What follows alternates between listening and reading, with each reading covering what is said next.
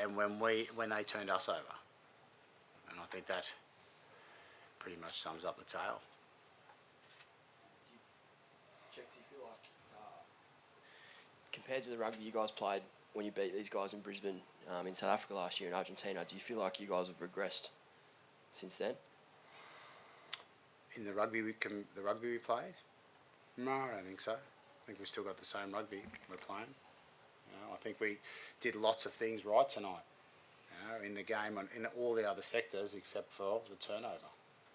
If you watch the games, and they knew it too. They tried to go there, and we stopped some of them, and we couldn't stop the others because we didn't get enough men up on our feet to make sure we close that down. Do you take any positive at all from tonight?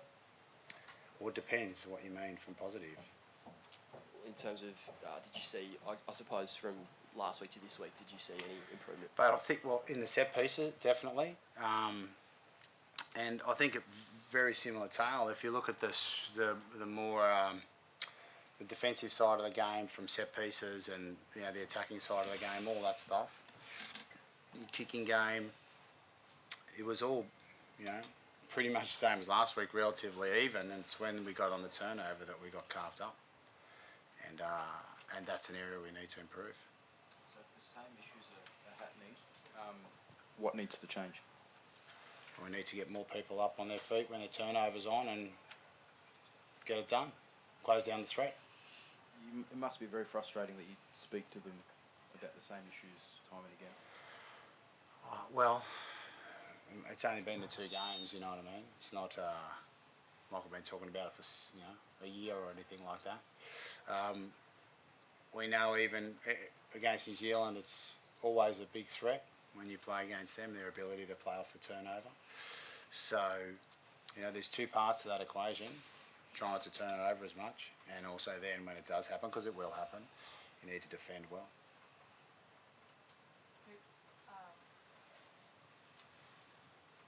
On the turnover issue, how does that feel on the field, and how do you think you can get better at it? Yeah, it happens very fast.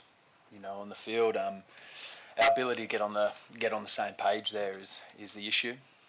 With what we're doing, because it is happening quickly, and when we're not getting aligned on those things, then a team like New Zealand, who's great there, made us pay. Doing it better than us. And likewise when we've turned over the ball, because we turned over plenty of their ball tonight, we weren't able to capitalise. Michael Cheika, speaking about those turnovers, what makes the All Blacks so dangerous in those situations, do you think? They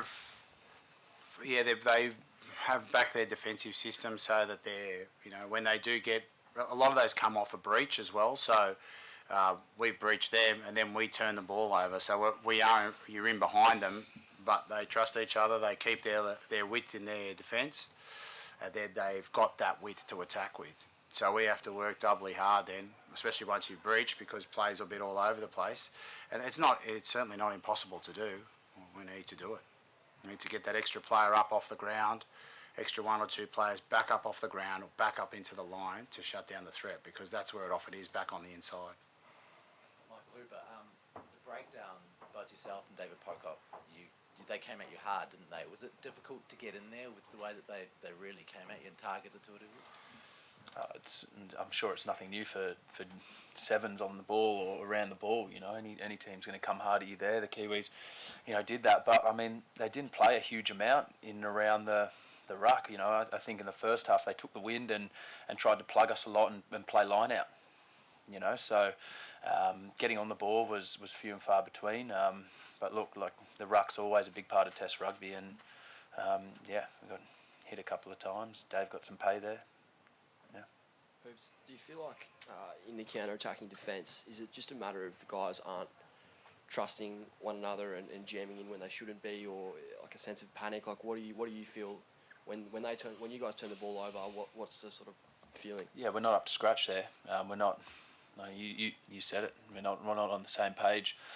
We're not reacting fast enough. I think that's probably it. If you broke it down and slowed it, we probably would be fine. It's just New Zealand moved the ball very quickly, and by that time, it's all happening very fast, and we're not quick enough to get into that position and be one unit there. And may just pay again. Michael, the result won't relieve any pressure on the team or on you. How are you going to handle this next period? How do you mean? With lots of pressure on you. In what way? Pressure on the team to win, pressure on you, about your job. Georgina, if you are naive enough to think that I'm worried about myself here, then you don't know me at all. You've known me for a while now. The last person I'm thinking about is me. Right? I want Australia to play good rugby and be the best it can. So if you think that I'm worried about myself, then you've never known me. I guess, Michael Hooper, I guess this is sort of what you've already said, but how many of those tries came down to basic defence? The tries you conceded, I think Barrett's first one, he gets put into a hole. Moody ends up with a mismatch on Guinea. Barrett goes in between Simmons and Kepu. Just fundamental defence? In 2 weeks, 10 off turnover, I think. It's killing us. And two in other ways. Can't think of it off the top of my head, but it's too many in turnover, isn't it? So we've got to fix it. Michael Cheika, just on your job situation though, there have been some reports in Australia that Rugby Australia are putting you on notice to a degree that they're wanting to see some results. Are you aware of that at all? Have they spoken to you about that? No. Why would people do that, Michael? What's that, mate? Why would people make those suggestions? Don't know. You need to ask the people. I don't know who's making the suggestion, so maybe it's the journos, or if it's the people, you need to ask the people, mate. But like I said to Georgina, last thing I'm worried about is that, mate. Really. Some people might do rugby coaching for a job. I'm doing it as a passion and want Australia to win more than anything. Right? And I'll do my very best for every day that I'm honoured enough to have the position. So the last thing I'm worried about is that. I want to get the team operating in a place where when turnovers occur, that we are there and we're ready to pounce. Hoops, you must be pretty desperate to help the playing group do what it can to relieve pressure on you all. How do you feel at the moment? Yeah, pretty low. I mean, to be really putting these guys under pressure for parts of the game is feeling good, and then to see a scoreboard like that hurts, Like Michael, I just want to see our team do well and see us reach our potential. You look at the matchups tonight of players, and I'm keeping all our players, I'm not swapping anyone. So how we can get us as a group to reach our potential is the key, and I'm going to keep fighting and keep swinging until we get there, that's for sure. Michael Cheika, do you feel as though you'll know when you've gotten all you can out of the playing group? It's a pretty abstract question, mate. Because I mean, obviously every coach, when they're under pressure, there's always a debate in their own minds as to when the right time is to walk away. Do you think you'll know? No, there's when no that debate. comes? Mate, you wouldn't have a clue. There is no. You wouldn't know. You've never coached anyone. You don't know if there's a debate going on in my mind. I don't know where you come off saying that, right? I told you exactly what I think about it, right? Categorically. So if you think there's a debate going on in your own mind, then you need to go and get some pills to sort it out, because there ain't no debate going on in my mind.